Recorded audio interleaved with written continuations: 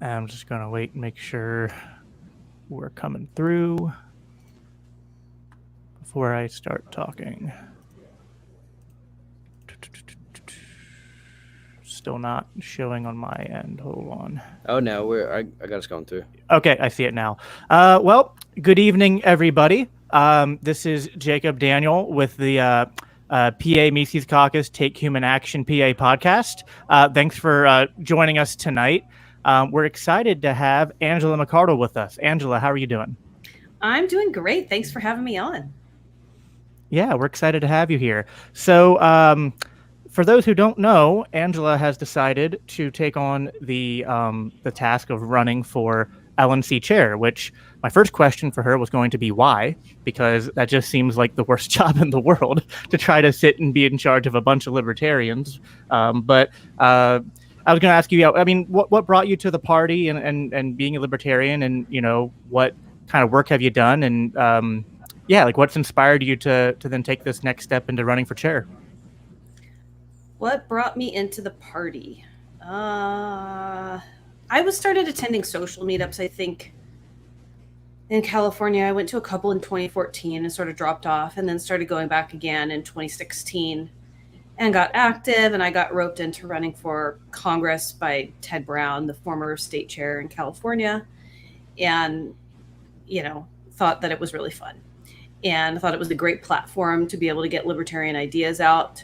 It's kind of an interesting thing to run for office as a libertarian, because like running for like a federal level spot, which is what I did, like you're not likely to get elected, but you get a platform and a microphone shoved in your face sometimes. At least I did on my election. So it was, it was pretty exciting. And it was also a little bit frustrating because I realized no one informed me of what this was going to be like. There's almost no resources. Thankfully, I ran in a special election, so I got more donations than the average campaign, I think, at least a first-time campaign. And all the spotlight was on me and the party since there wasn't much going on. But I was like, wow, we have like almost no infrastructure or support for candidates. So I got involved, and, I was really committed to trying to clean that up and make it a little bit better. So that's how I got roped into the LP in California. You wanted to know why I'm running for yeah, because I mean, what are the things that you want to do? Like, on your, I mean, I was making a kind of coy joke because, trying to, just be in charge of a group of like a county affiliate can be tough. Although I know being in charge of the Los Angeles affiliate, I mean, that's a rather large one, but it's a hard job trying to get libertarians to organize and do anything, because we're all radical autistic individualists who don't like to be told what to do. But like, what are the things that that you want to do in running for chair if people elect you at the next convention? Like, what are your plans? What do you want to get get going as far as like from the position of chair? Well, we got to fix the party's messaging first and foremost. Messaging at the national level is not good. Now, I will say that Larissa, our new comms director, seems to have made some improvements. So I appreciate that. I think we got to give credit where credit is due. But most of the people on that team, as far as I can tell, they don't want to have principled libertarian messaging. They want to virtue signal to people who are not going to vote libertarian, and they're people who are definitely not going to join the party, people who don't have libertarian principles. And I think outreach is great. I would love to see us do outreach to as many different demographics as possible. But the reality is we just skip right. It's like jumping over a dollar to pick up a nickel. We basically insult other libertarians and treat them like we can't talk to them or message to them. And we try to, go straight for people who are not going to vote for us. That's really stupid. So we need to fix that. And that's something that the chair actually does have quite a bit of say over. The chair gets to appoint people to the social media committee, and the executive committee tends to populate it, a lot of the other committees as well. Once we fix messaging, that makes it much easier to grow the membership, right? And to get more people to join and to volunteer and to donate, because why in your right mind would you donate to something that seems to be insulting you or not speaking to what you believe in? So those are some things that I want to see happen. And I know it's just Twitter, right? Like it's just Twitter, whatever. But when you Google Libertarian Party, what's the first thing that comes up? Like you most people, when they're interested in the LP, they don't Google their county affiliate. They don't even Google their state party. They just type Libertarian Party into a search bar. And what pops up? It's LP National's Twitter. And then what pops up? A bunch of embarrassing, weak, milquetoast stuff. So that's why it's important. It's like the very first thing you interact with. Yeah, for sure. And yeah, Rob and Adam, feel free to jump in if you guys have any questions that come to mind. Otherwise, I'll keep shooting. But Rob, go ahead. So this is something I talk about with a lot of the people on onboarding, about how important it is to make the Libertarian Party a usable tool for, something like the next presidential election, when we have somebody who wants to be, a fervorous voice for this thing. And I tell people we start with the county level, and then we build you up all the way into becoming a national delegate. And I was wondering if you might comment a little bit on how important it is to get started at your county, but then to spread the role continued up until becoming a national delegate, so that we can turn this thing into something that we can use to spread the message. Very important.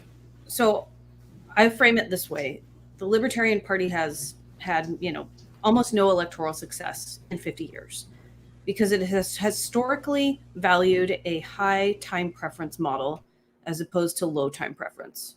So for anyone who doesn't know what that means, it means that you don't understand gratification delay.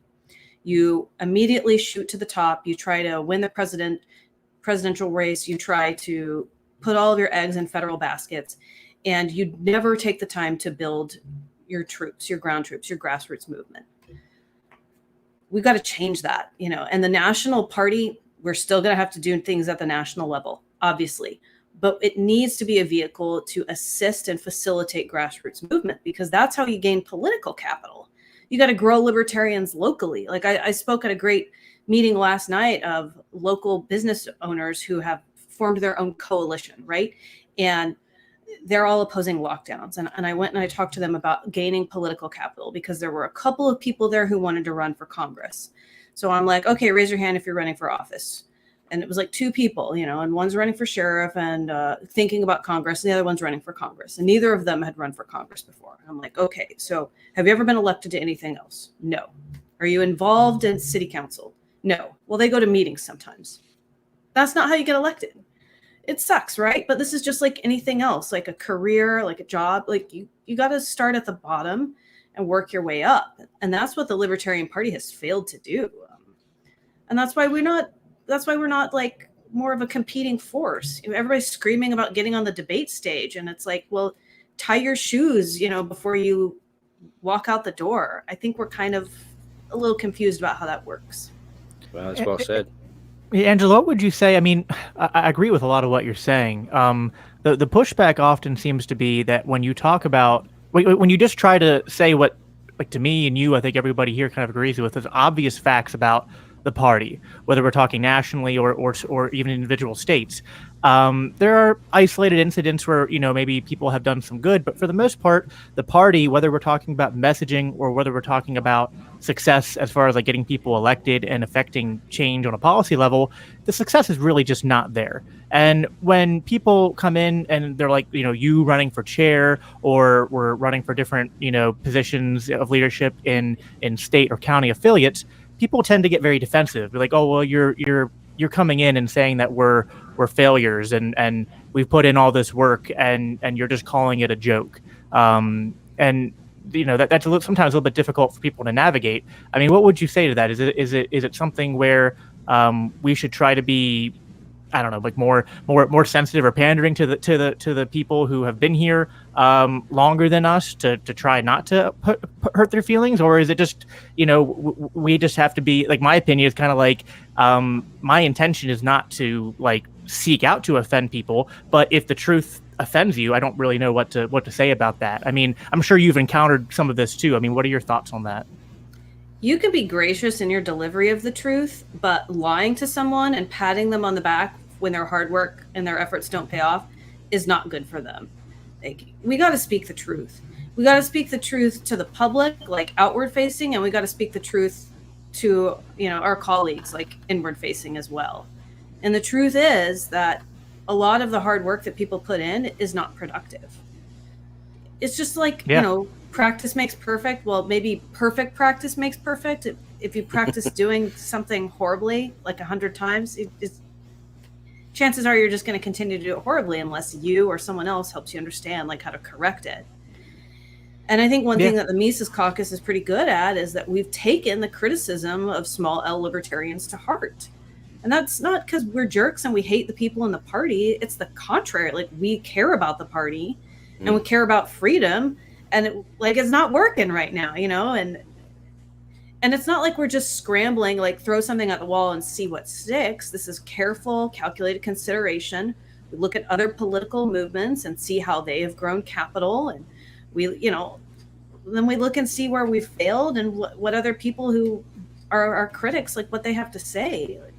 That's just part of being an adult. I think that the National Party especially has a very immature, childish way of looking at things, and it's kind of temper tantrumy and whiny when we give it real, like, heartfelt, sincere, constructive criticism. So that's a cultural thing we need to change in the party too. You got to set your ego aside. So taking that idea that the National Party really has these really deep-seated issues. What is it going to take I keep using this phrase, but what does it take to turn this party into a usable tool for the message of liberty? I mean, is it a whole wash? I mean, are there pieces in here that can be salvaged and can we integrate with the old guard and us, or what's it going to take to be able to turn this into the something for the liberty movement to actually be able to use? Well, we already have a lot of infrastructure in place, and we already have a lot of ground troops. And contrary to our haters' opinion, it's not about gutting the entire party and replacing it. Yeah, it's just about replacing with better practices and better messaging.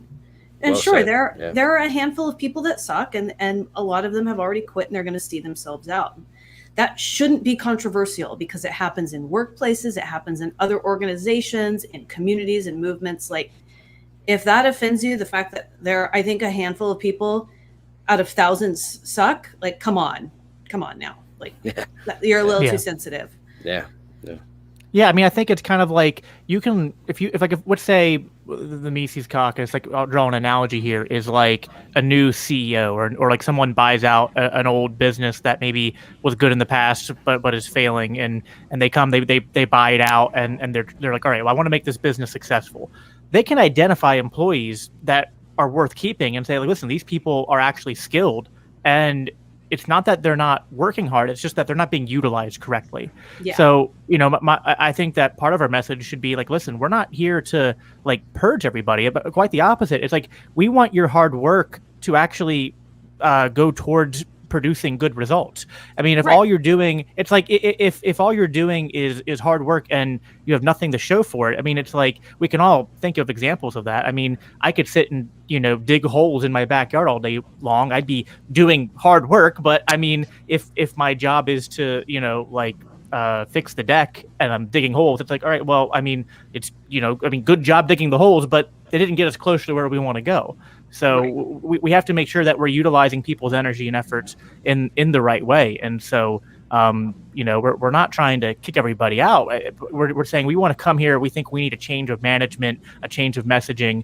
And, we want, we want the Libertarian Party and the movement to be successful. And I think, part of that, which you kind of touched on, is that there are a lot of libertarians that aren't in the party. And yes, we should be trying to make new libertarians, but at the same time, if you have a lot of people who already identify as libertarians, but they're not involved in the political party that's named after what they identify as, their philosophy, that probably speaks to something you need to take care of. Maybe first, I would say, as a priority, is to make sure at least everybody that's already on the same page with you as far as what your goals are, as many of those people as possible to bring them into the fold. Absolutely. We need to be, doing outreach to libertarians. I don't understand why this is controversial. It's just a really weird cultural thing where it's like the National Libertarian Party has low self-esteem and it's embarrassed to be libertarian. And so it tries to pretend that it's something else, and it chases mainstream culture instead of establishing libertarian culture or being counterculture. We're not mainstream people. We're just not. And we should be comfortable with that, and we should embrace that. And it should really be like encouraging to know that we're not considered mainstream. And for anyone who is uncomfortable with that, you really need to reassess what it means to be libertarian. You know, have that conversation with yourself or with someone close to you, because you're not effective, and you're not helping the rest of us, and you're not helping the movement. I like to think about, like, is what you're doing in the party, are you pushing us closer to freedom, or are you pushing us further away, or are you just doing nothing? And a lot of the like social media drama and fighting and calling people Nazis and that kind of crap, like that's not productive work. What is that? I mean, I don't. There's too much infighting. I'm way too like we can't. This is why another reason why I think we're perceived as a major joke in a national level, because as my buddy over here, Neil, he's I do my comedy stuff with. He's not a libertarian, and we were talking a little bit earlier about like he's like, he just hears what I talk about on this podcast, my other podcast, and he's like, you guys are too busy fighting with each other and don't do anything. I was like, I know. Like, he even knows, and he doesn't give a shit about what's going on with us. Like, you know, he just knows from hearing me talk. So he's like, how are you guys going to be taken serious on a national level if you guys can't stop fighting inward? And he's right, which is annoying. He has to hear me say that now, which is even more annoying. So, like, the Republicans and Democrats, they have a massive amount of infighting too, but there's a lot more of them. Yeah. They have a huge infrastructure, so they can sort of afford to have that dysfunction, but we can't because we're smaller. And we should be better, because we're supposed to be an organization that's built upon first principles, not being reactionary. And I see a lot of like reactionary talking points at the national level, kind of like begging, please like me, you know, like it's really cringy. So if we all get on the same page with being like first principles, this is what we're going forward, we're not so much concerned with constantly reacting to the left and right, I think we're going to be in a lot better position. And people who cannot get on board with that, you know what? I love you, and you should stay registered libertarian, stay in the party, but you need to step away from leadership, because we need people who are more emotionally mature than that taking the reins. Yeah, absolutely. I agree. You know, one thing I think that, you know, there is a lot of infighting. I agree with what you said, Adam, and I think that that is a complaint I hear a lot. I know, like, my own dad is very libertarian temperamentally, politically, but when he looked into the Libertarian Party years ago, he was like, all they do is bicker, all they do is, you know, point of order, you know, point of personal privilege, yeah, and nothing gets done, and it's a joke. And like, he sees me getting involved, and he's like, Jacob, like, just, you know, like, I don't want to see you waste your time, you know, like, yeah.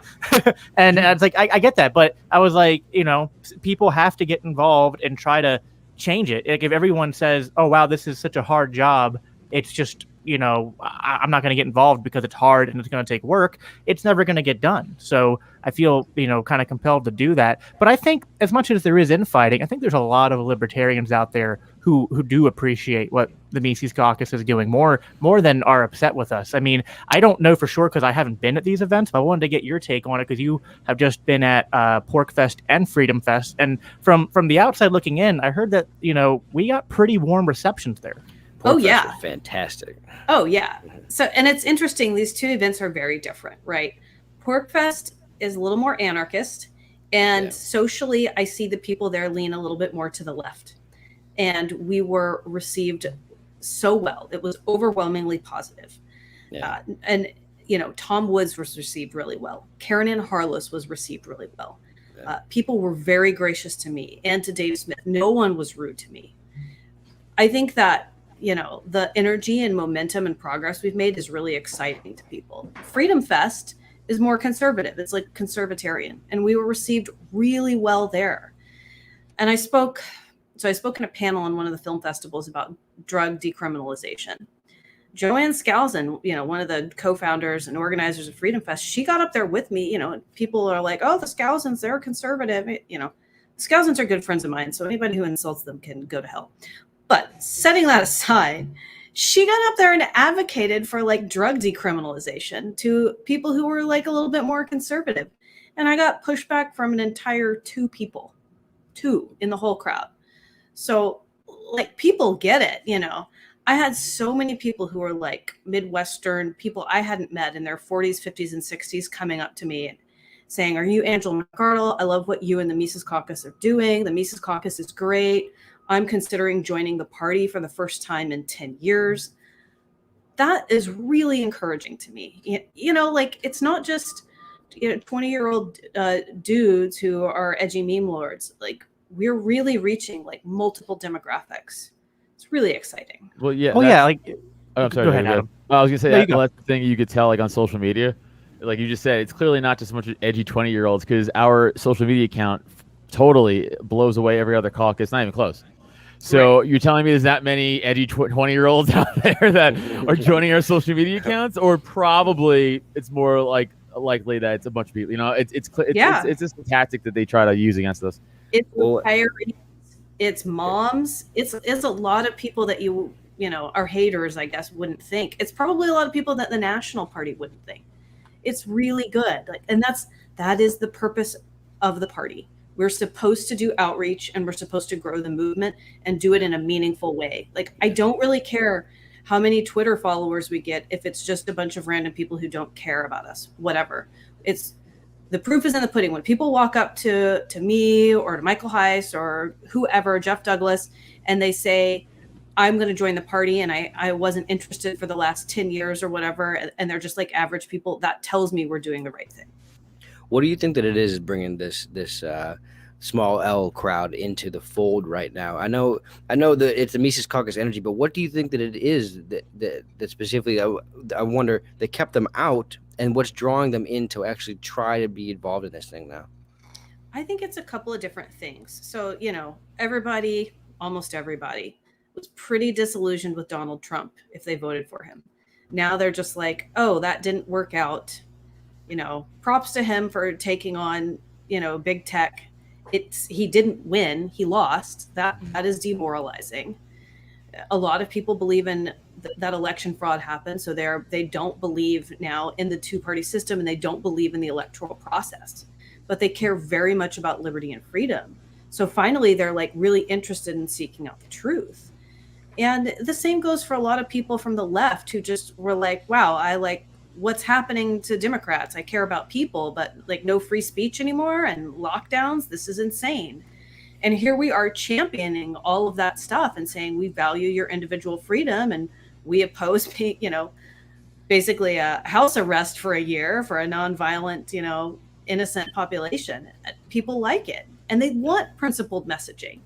We're saying what everybody's thinking, but that LP National is afraid to say. Like, we're saying it. And that people love that. People want to hear the truth, right? They want to hear the truth.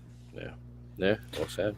Yeah, I mean, this brings up a question I wanted to ask, which is like, what do you think the Mises Caucus and also the Libertarian Party should do? Like, what should the approach be when we're bringing new people in? Because as much as we're appealing to small L libertarians and they're coming into the party, sometimes for the first time in their lifetime or for the first time in a long time, we are appealing to a lot of people, both left and right, and they're coming in. But not everybody who comes in is going to immediately be libertarian across the board on every issue. So, that's kind of a difficult balance, and there's almost no we're against centralization. So I'm not suggesting that the National Party or that if when you win chair that you should reign from on high exactly what the process should be. But what are the general rules of thumb for when we bring people in who they've given up on the Republican Party or the Democrat Party and they've become registered libertarians? There's a couple issues that they really care about, that they're really good on, but then there's some other stuff that they got some work to do. What should we be doing to help get these people where they need to go, but also not turning them off because we're being too gatekeepy? Okay, so half the party can get ready to cringe when I make this analogy. It should be like church. You bring new people in. Make me cringe. Sure. You bring new people in, and you're gracious to them, and you're welcoming, and you want them in. But if they are not on point with every aspect of libertarianism, you don't promote them to leadership and aggressive activism.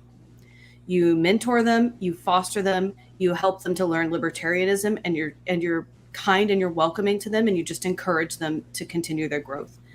This is part of the problem that we've had in a lot of counties where you have chaos and conflicts and constant fighting is we bring in new people who are not principled libertarians. And instead of mentoring them and being patient with them, we're desperate. We're just desperate for someone to take over. So we put them on a board, and then we got fighting over things like, free speech or lockdowns, whatever, messaging to the left. How do we do that? Priorities. It's really a cultural thing.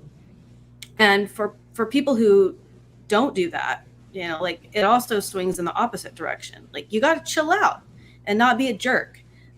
Like in LA County, I have point people. So when a new person comes to a meeting, I have a couple of designated people. Rachel Nix is one of them. She's the vice chair of LA County, where I'm like, okay, a new person comes in, person XYZ is going to go scream Rothbard in their face. Please intercept. Don't let that happen. We're going to save that for at least the third meeting, because you get new people who are like, right? Like, they're like, I'm interested in libertarianism. And then they're like, but I don't know about abolishing welfare, because they legit don't know. It's not because they're like a blood-sucking communist.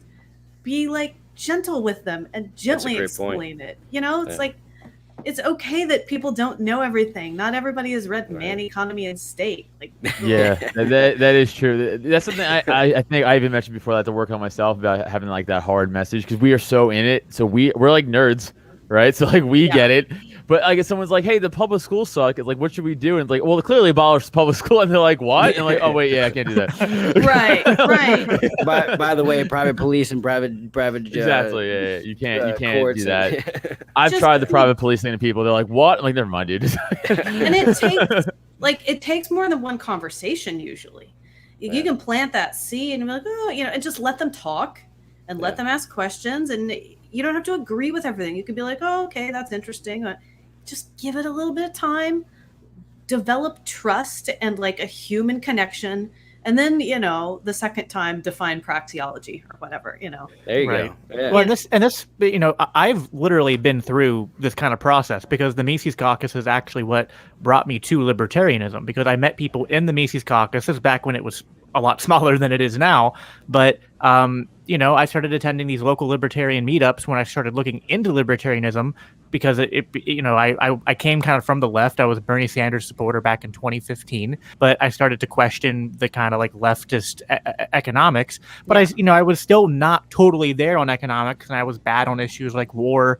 I still wasn't the best on gun rights, and I had a long way to go. But people didn't just shit on me the minute I stepped in the room or on the internet and stuff. When they saw that I was questioning things, they didn't just like, call me a socialist or whatever. They continued to have conversations with me. They would push me a little bit here and there, and they got me to a point where, probably, after we had conversations many times over a few months, that I was finally ready for like okay, now we're going to dig deep and give you some really like, some pushback. But once you've built relationships with people and you consider them your friend, you can take that kind of pushback. If you do that before that relationship is built, it's just not going to be received well, which is like, I know a lot of our critics get mad at us because we're not loud in people's face when they first come in about every little thing that they might not be a perfect libertarian of. But it's because, like, listen, not everything needs to be done publicly to humiliate these people or to expose them. And not everything needs to be done right away. Build relationships with them first, and they're going to feel a lot more open to having. I feel like a lot of our critics don't understand psychology and how you evangelize people and how you get people to change their mind. Well, psychology, and Adam, maybe you can relate to this as well, but comedy as well. If you're joking about something that you don't really respect or like it doesn't really come out that well. If you can only lay on those heavy jokes when you really respect the thing.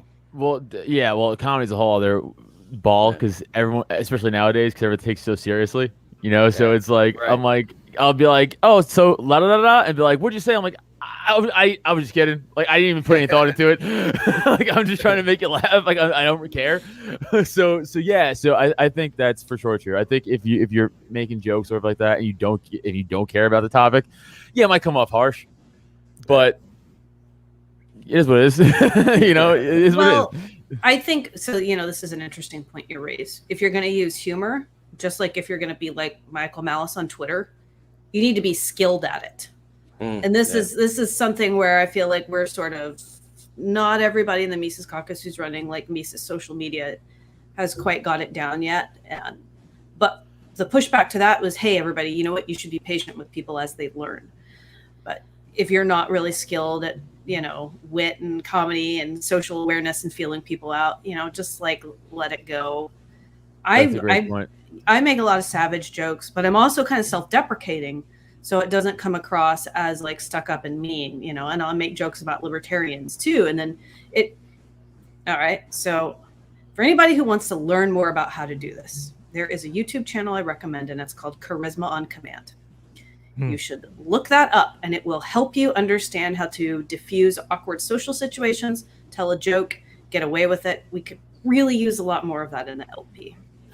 There's something young comics will do a lot, and this is something that we talk about all the time, and we say it all the time, is like they'll just come out with like a dark joke, but there's no like self-deprecation to it. There's no like catch. There's no, it's just like harsh, and we're like, hey man, you gotta put a joke in there because you're just saying a crazy statement on stage. Like, you can't do that. Like, it's not that you can't joke about what you're saying, but you're just going on stage as like a 1 year, 2 year comic and being like, so and so should die, and you're like, okay, wait, let's walk that back a little bit, and let's try to work an angle where there's a joke there.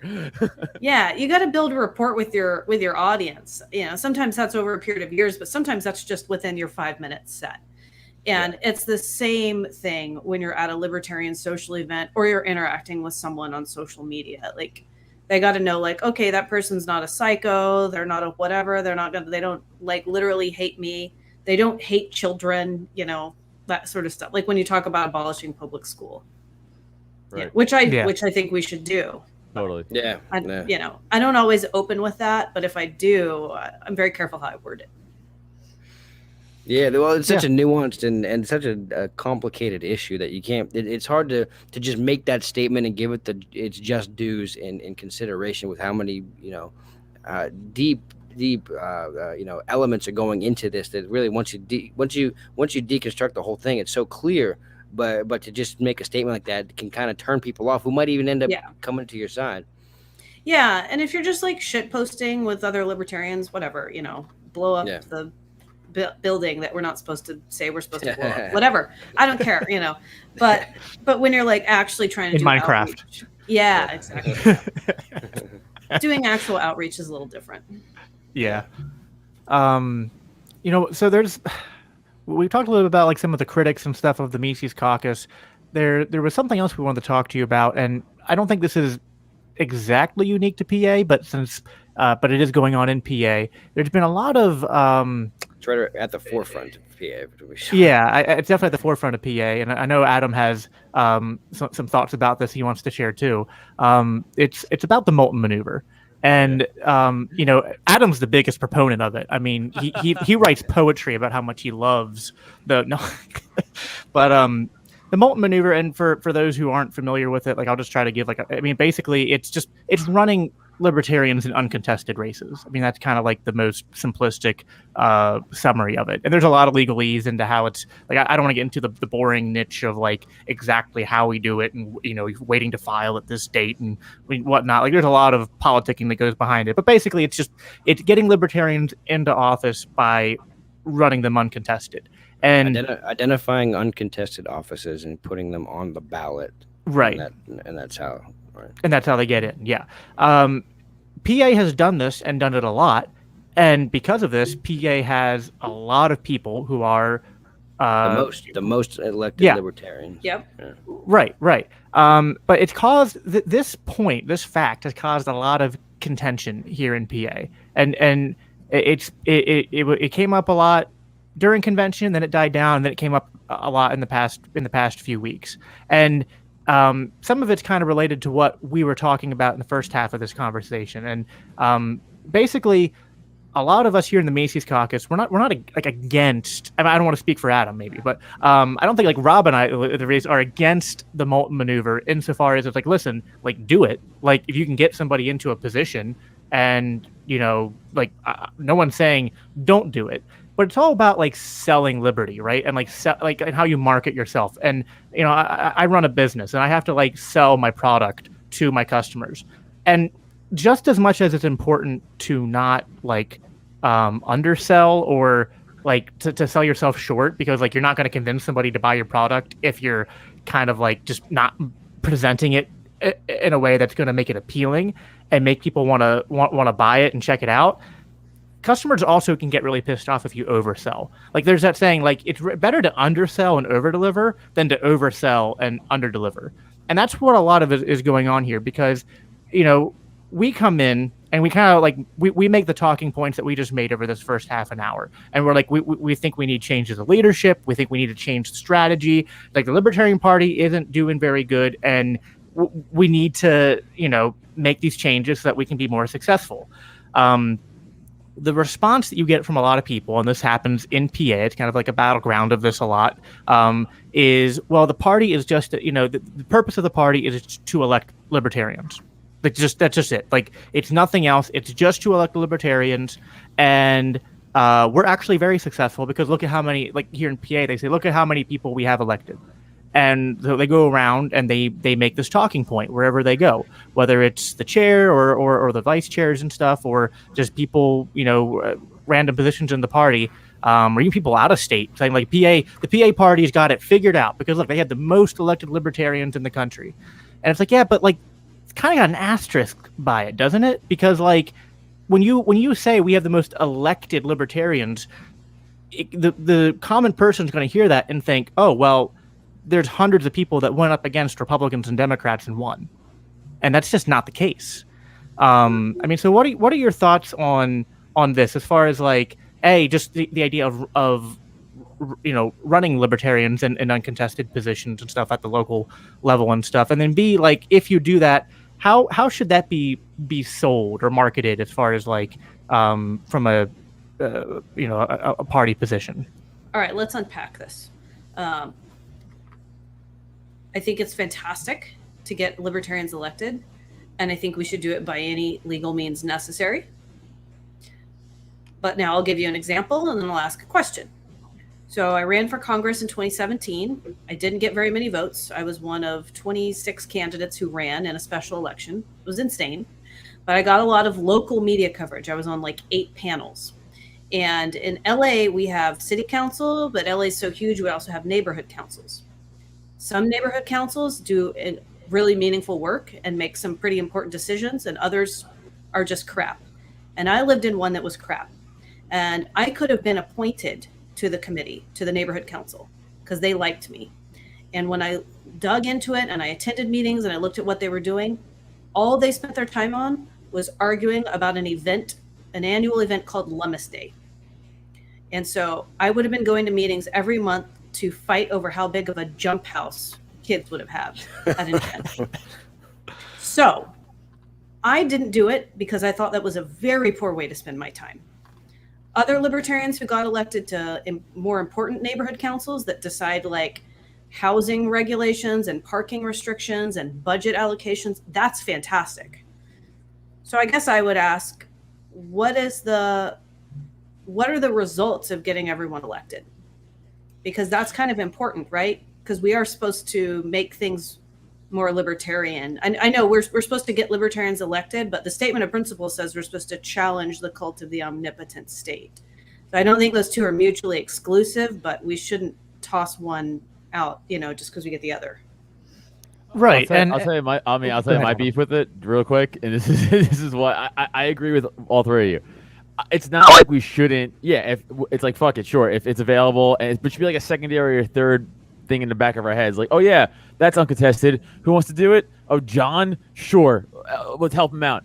But my point is like, how is winning auditor of elections helping spread the fucking message of liberty? It's not. It's a pointless position. Like it's not helping us.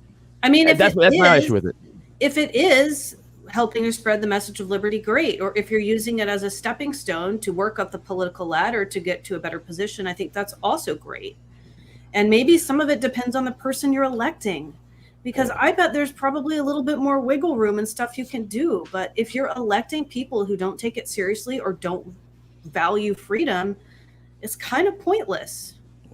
You know, Well, so here's the thing that I think that it's fantastic actually to say as you know as a selling point. Hey, we've got this many elected libertarians in the state of Pennsylvania. I think that's awesome. I think that's a great thing. But if Yeah. you also, but I don't think getting these people elected through the Moulton Maneuver on uncontested race, it doesn't grow the base. So you have to have base growth matched with this technique if you're going to have it be effective, because you want the people coming in to say, oh, look how many elected libertarians we got, and hey, if you're interested, maybe we can get you in there next time. But if you just have it, if the entire focus is itself on this thing, and you're not growing the base, if you're not growing the message, and if it's not getting out, I don't think it in and of itself is something that does the party much more good than just being able to tell national next year, look how many people we got elected this year. I don't think it goes much further than that. But if you match it with the growth in the base, with the growth in the messaging, then I think you get the cumulative effect. It boosts all of them up a little higher. But yeah, I agree, but I think it's only certain of those positions. Like again, Well, I keep using auditors elections as an example, whatever the hell that is specter of. But my point is again, has anyone ever been like, hey, which way politically does the auditor of elections lean? Like, no one cares. It's like it's never been asked ever. It's just never been asked. I'm sorry. Probably a lot of Well, people I that mean, don't even know what that So position I'm is. saying. If you so get- it's like, how is that? I'm sorry, Angela. Go ahead. if you can use that position to advance liberty, then do it. No, but- I totally agree, but Yeah. who has like, and even how? Well, Like- I mean, I'd have to read the criteria, the data on it, but I don't like useless activism or useless elections. You should be able to extract meaning from everything you do. And so, Well, there is a lot of time and money being put into this, and so I think there's a lot of layers to this where it's like, listen, no one's saying don't for a lot of these positions, if you can put somebody in and somebody's volunteering to do it, go ahead and do it. But should that be our primary focus? And for a lot of the people in our state party, that seems to be the primary focus. It's like the number one thing. Like when I joined the state party and talked to, at the time, our like one of the who's now our vice chair, like he led with that. He was like, oh, we're doing a lot of great things, like putting libertarians into uncontested positions. And I'm like, oh, okay, like to me, like that's a good start. That's a stepping stone. But it's about how you're selling it. And then it's also about what's the focus. And it seems to be like, it's almost like the appearance it gives off is that they're trying to grow the numbers to just be as high as possible so they can brag about the numbers. But it's like, okay, but if you brag about the numbers and then people do a little bit of digging, they'll be like, okay, well, these are a bunch of local positions and they ran uncontested. And then it's like, okay, that kind of comes across, you know what I mean? Like, it kind of comes across as like being a snake oil salesman, right? I mean, it's like, oh, look at how successful we're being. And then people look into it, they're like, but are you really, you know what I mean? So it's like, that's what I'm pushing back against, is not so much the idea that we shouldn't do these things, but how are you marketing it both in and out of the party? And then B, what is the primary focus? And to me, a lot of what's going on, I think nationally and within our state, is people confusing the means for the ends. This is what I've been talking about a lot lately, which is like people saying the goal of the party is just to get as many people elected as possible. I'm like, well, that's the means of the party, right? Like how the party does activism is running elections and putting out a message. But the goal is to take on the state and to grow the libertarian movement, to get more libertarians and to like change policy. And so you're confusing the means of the ends. We shouldn't just be like, oh, let's find the easiest way to grow, libertarian candidates in numbers. And that's like it's like they're doing a single varied equation and they're not looking at things. And again, no one's saying don't do this. And I feel like a lot of times people they got so defensive about this. They literally made a Facebook profile frame and shared it around like, I support the Moulton Maneuver, as if it was like under massive attack. And I was like, guys, this is silly. This is juvenile. Like, and this goes back to what we were talking about earlier, which is like, we need to be able to speak our minds and say, listen, we think we need to have a conversation about this Moulton Maneuver thing. We're not against it, but we need to have a conversation about how much we focus on it, how much money we spend on it, and then how we're marketing it. And then people get really defensive, and then it just causes more of this infighting, which is another problem. So I don't think we're going to solve the Molten maneuver today, but real fast, I think Angela might be getting out of here real fast. Do you want to have any final words, Angela, before you have to jump off? Yeah, I just I want our activism to be based on first principles. Yeah, and I definitely want everybody to get elected and for us to, work as hard as that. But we need to keep in mind what we're working towards, and that's a freer country and a freer world, in our lifetime. Excellent. Thank you guys so much for having me on. If you want to follow along, you can support me on Patreon. You can see what I'm doing at angelamcardle.com. Excellent. Thank you, Angela. Thank you so much for your time, Angela. Thank you. Thanks, guys. Yep. Thank you, everybody, for listening. All right, guys, have a good night.